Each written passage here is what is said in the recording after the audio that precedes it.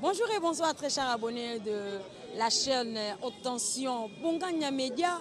Rachel Caramel aujourd'hui avec vous pour vous présenter un nouveau numéro d'une émission. Tokiti lelo on a terrain wa pitoza na commune ya Maka ya Selembao liboso ya prison ya Makala wa be pa itoye kota la bongo sorti ya mwana mboka Mike Mukebai o azalaki bongo emprisonné depuis 6 mois déjà. Na boende ko koma na biso awa na prison Makala tokuti ba ebele tokuti bongo ba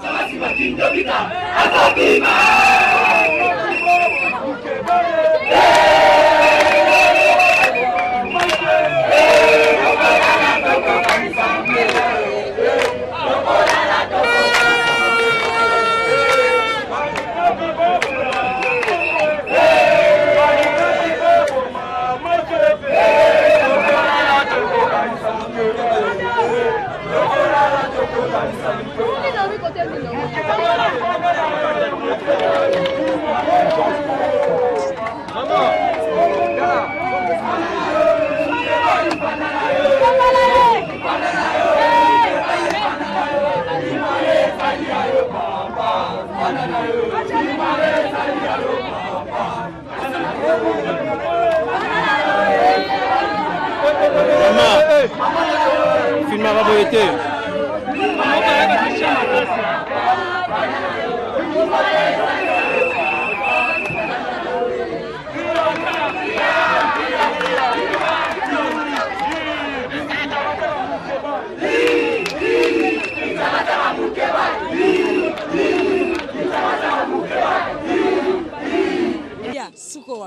Bana mwana né à libosa à 17 ans. À quoi dit maté papa finga bat na télé, c'est impossible. Même nga bon c'est impossible. Tu vois, Afrique raté c'est la vérité à l'obara. Ne bango, balobara ça insulte. Et ça insulté. Nga ben on dit maté mo ben na finga à la télé quand même. Quand même. Tous ça quand même, tous ça peut éduquer nos parents là-dessus. Donc Azapé toujours dans la Mouka. Mais oui, il est toujours dans quatre ensemble mais on est toujours là avec Mafa. Mais bah yépété, tout le monde est en mais quand aussi si ton son mon abé batouazoya, quelques batouas ici bazali quand même parce que bon dimi pesa que Mukeba zobima. Mafa ici tika Mukeba. Amenu. Tozana sima boromona bango baroya après c'est penge, oromona baniko ba engele, oromona bango noso basali, on aurait bété ça nvanga yo azali awa. Tu vois, adolomba sia kosala, tous les députés a décidé barosala. En tout cas, merci beaucoup, madame. Merci beaucoup. Hey.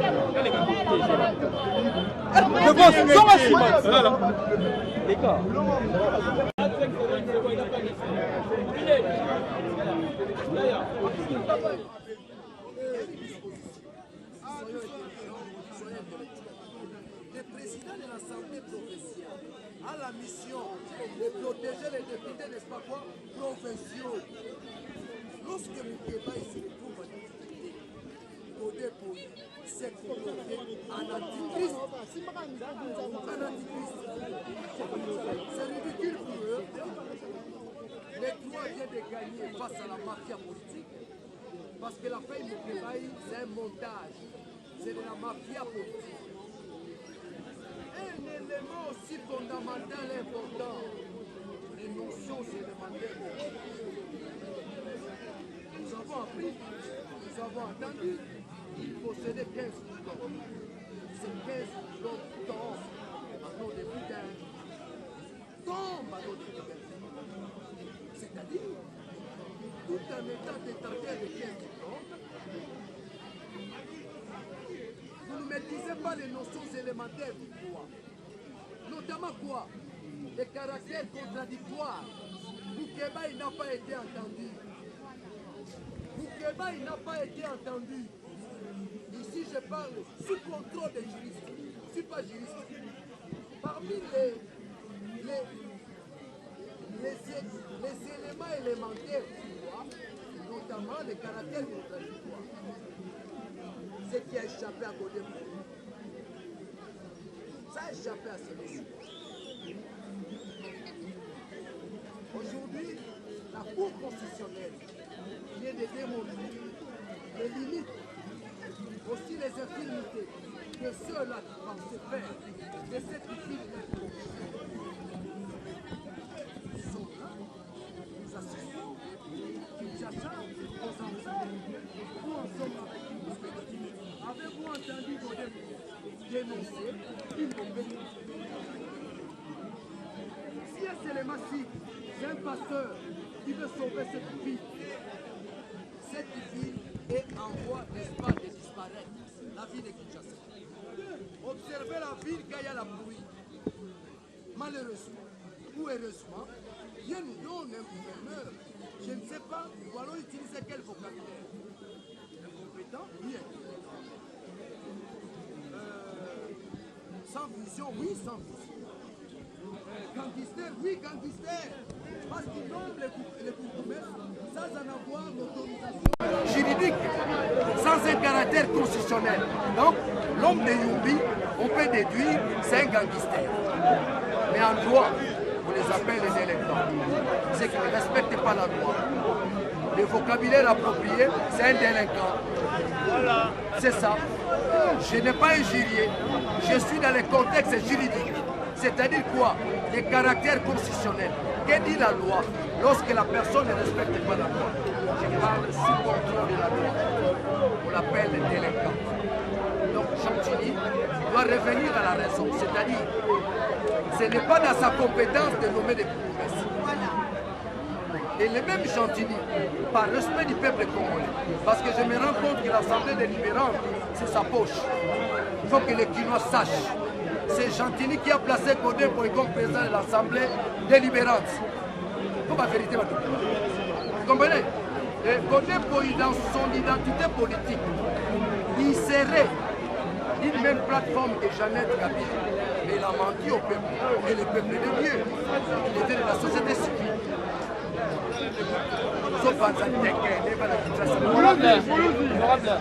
Nous étions là depuis maintenant, qu'est-ce qui bloque? Merci beaucoup d'abord. Si vous étiez là depuis 9 ans, ça prouve votre suffisance. Vous accompagnez cette lutte. Je dénonce le comportement des Mondancés. Un comportement qui porte atteinte à la presse congolaise. À l'avenir, nous allons décréter une journée sans presse contre les Mondancés qui se donne l'audace de chasser un journaliste dans sa manifestation. Sans la presse, qui aurait connu les Mondancés? Sans la presse. Sans la presse, qui aurait véhiculé, n'est-ce pas, les bêtises de les Mondancés? Un leader corrompu par Kabila. Qui ne le sait pas? Qui ne le sait pas?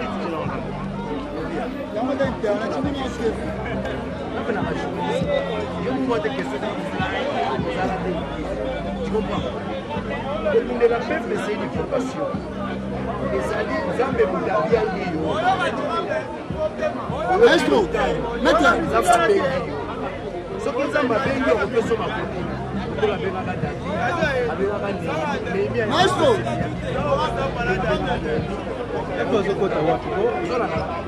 Le combat des Moukeba.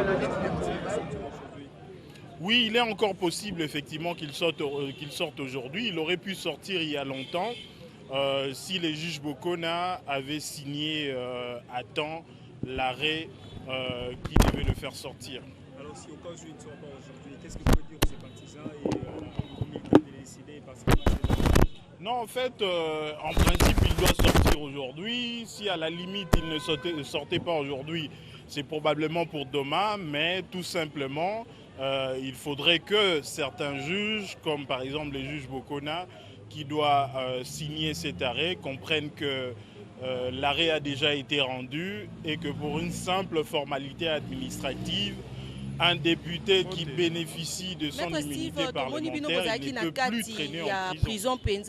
Parce que bino bozali avocat et senge to bisa ba imboka maini nyelo ba mikuna parce que ba imboka depuis tozalaki awa libanda to kozela te tozo honorable Mike Mukeba ito kende na kasi mbilinga moko ezali kuna to boni.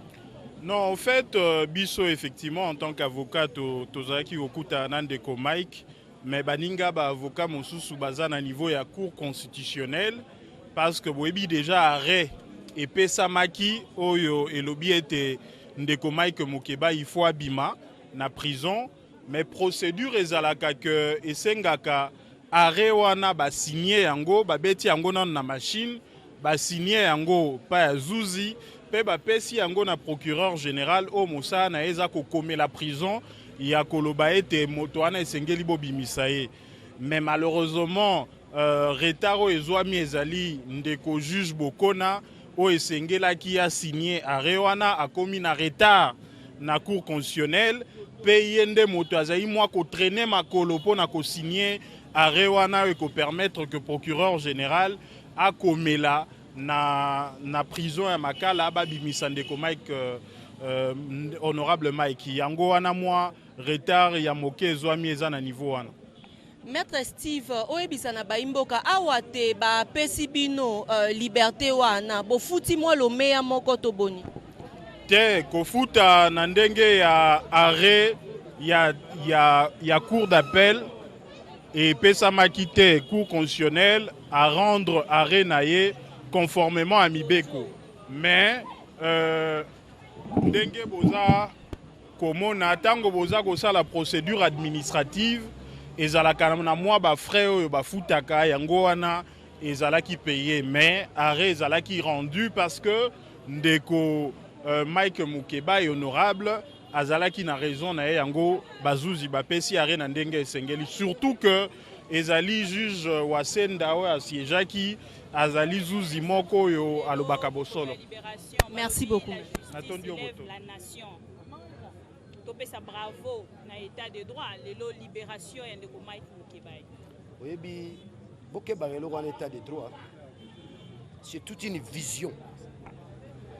C'est la vision même de Etienne Tshisekedi.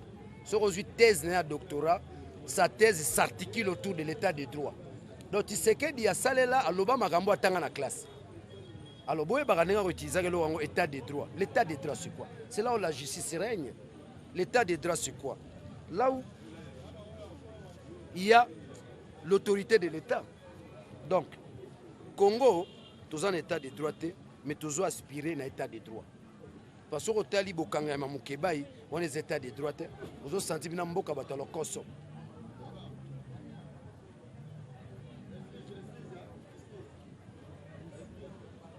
Ngaza sensible un peu à Mickey.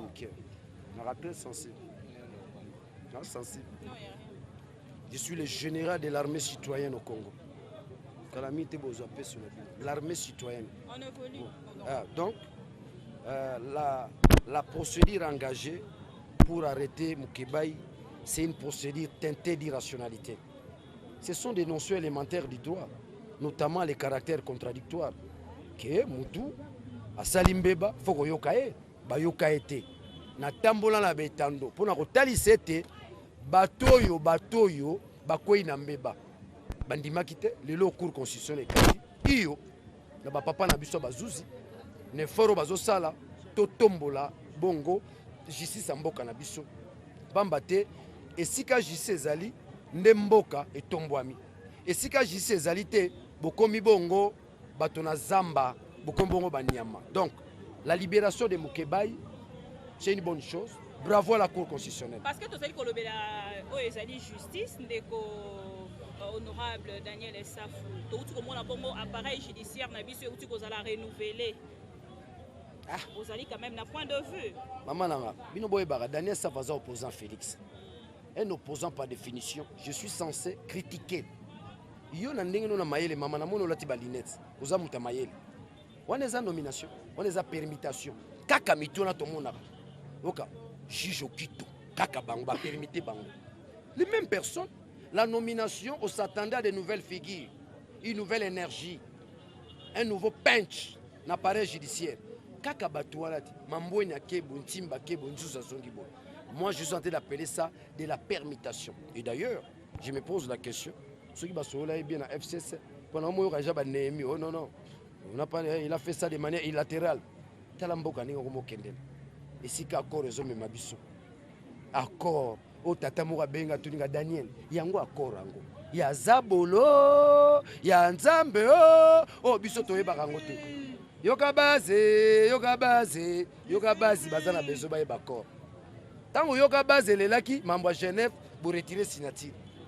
Kamere na Félix ba retirer. Et te qui peuple. Siko peuple alobi yoka base accord so ba zoba la kisabiso kabila ba tchango likola nzete babukuna bazolela ye aza prophète alobaka naza komuna ukende na putu mutu akei nzambe akolakisa ngai bakubala yo ukusumba mutuka nzambe akutalisa renaissance kuganye sikoyo nzambe atalisa yo mukuna akoro yango ezali ndenge nini mona yango na ndenge munzambe asuki mukuna kaka mukuna wana tala mboko yo bichangeacha eza pasi ngai yoka atelemeli penza likambo alobi azali penza kosoutenir likambo ya dissolution éveil conscience sikoyo omoni mambo ya dissolution yango mpe toza mpe mayele eza na article balobi article 148 elobi yo président oyi kodissoudre parlement mais eza na article monsieur bloqué le premier ministre doit contresigner yo ozali contre ozali pour na dissolution mama na ngai Daniel Isafu nakobanga dissolution awa na Kinshasa so ba dissoudre na bambulika na mwamba wana te po mobeko likunze lobi 60 jours yo ndingo somonela ngai bo mobali wa telemiawa abanga moto te ekumbaki nakende kuna nazonga te nga na omona kutu ba dissoudre pona za la présidence semblant orozonga ndenge nini esika papa Molière azali komisa ba vérité alobi bokendaka kuna kolala bapongi bolobaka eloko te bapopulation mpe esika bazali esi balembi na bango balobi bakovote lisusu moto te ye nde azolala bapongi botuna ye aza na commission nini botuna ye asali nini botuna bomonaka nga na palais du peuple abimisi basekret c'est ça te ya rien de secret abimisi secret ya ye moko biso baye tokei nzela kelasi biso bato totangi Freud Sigmund Freud qui est le père de la psychanalyse nga natangi psychanalyse approfondie oto bengi la psychologie approfondie Sigmund Freud alobi na psychologie on appelle ça projection cathartique soko moni papa Molière yebisaye soko moni papa Molière yebisaye Daniel Isafu alobi ozo sala babengango projection cathartique kofia mbanzembo moko bo makaku soka moni moya buka mbuma ane zate akoyebisa baninga na mbuma yango bololo yene ta kokina parlement te akomo ganga kuna to sala keloko te.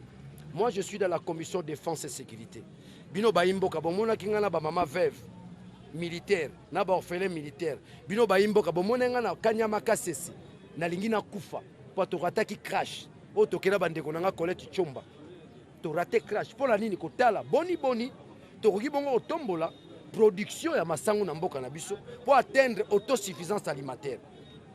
Ngai nazali wana na kei na bundi likambo soda bino bozolo ba fa soutenir FARDC oko soutenir FARDC na nzembo oko soutenir FARDC na bitumba ya budget esika soda zwa kalomea moke ba matise lomea azala soda nguya boni armée na biso koma armée oko bundisa bitumba Rwanda banga biso bamboka msuba banga biso esengeli bongo to koma ce qu'on appelle une armée moderne. Parmi les axes armée moderne, il y a ce qu'on appelle le casernement. Nous avons construction de camp pour les militaires. Si vous avez papa Molière dans la commission, tala esika batu balingi bapunza mboka. Parlement esika ye ya kosala mibeko mboka kendo boso. Yo tata mukolo bana no pe baza ba député. Fotunanga premier suppléant nga nani? Professeur Mana. Aza na faculté à relations internationales na campus. Premier suppléant ngai. Ozolanda. Tu me déranges. Tu me déranges, je suis en train de réfléchir. Je suis dans la réflexion.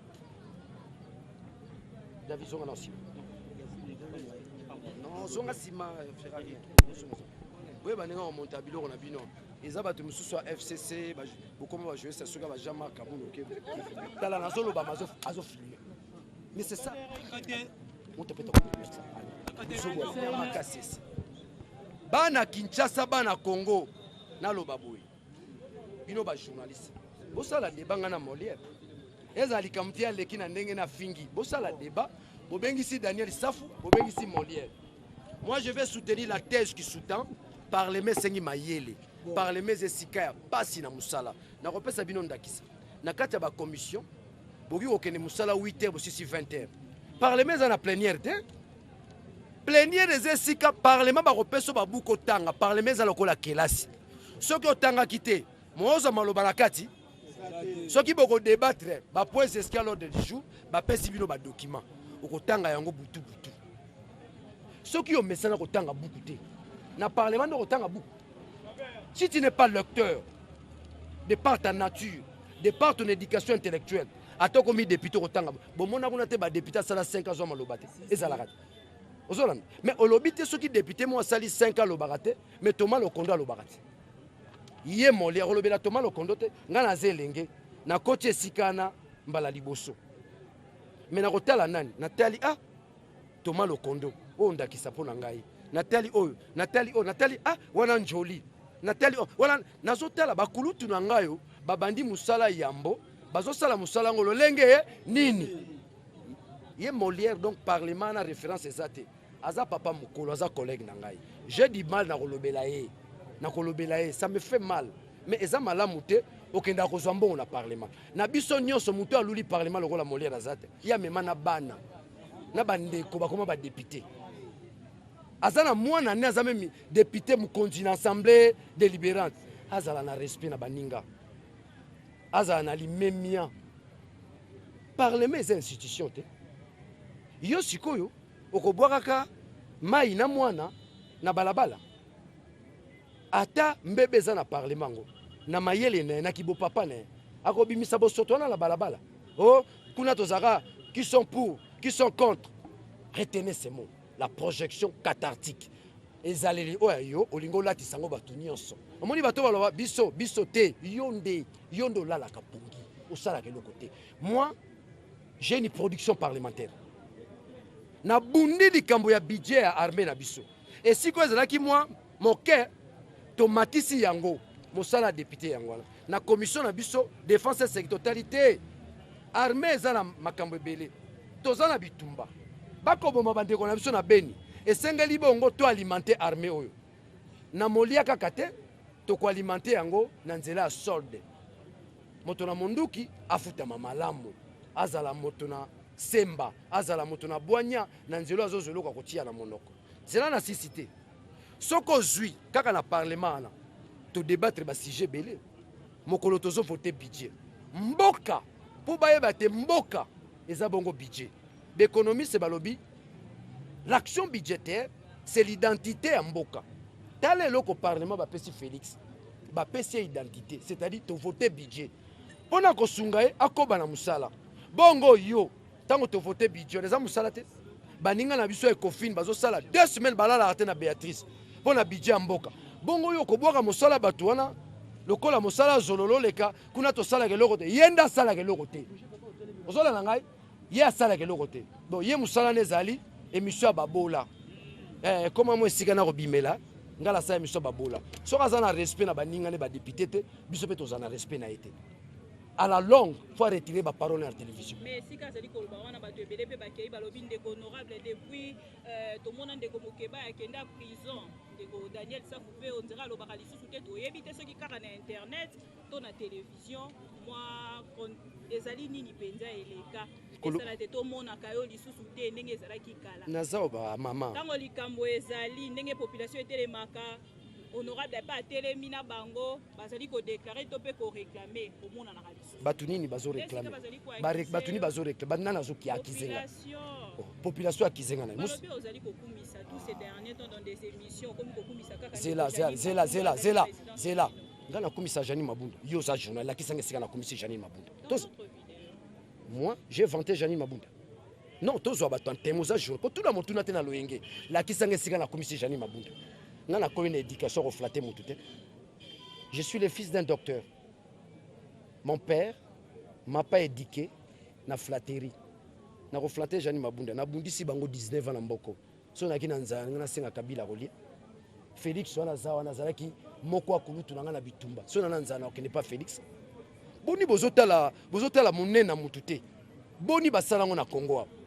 Ngai na boy Félix. Pona kotala peuple. Tika ba question lukuta. Soko lobi bazomona ngate nana zo sala musana mboko. Regarde mes points de vue face au pouvoir en place. Je travaille maman et puis bolingina lobande naza journaliste. naza homme d'état. Mais ça, population Mama, tika mizo, pesanga mituna malonga, mama. Nimbisangai, tunanga mituna malonga, naza obligé de faire interview na yo. Je suis pas obligé. Je le fais par amour. Tunanga motune za fondé.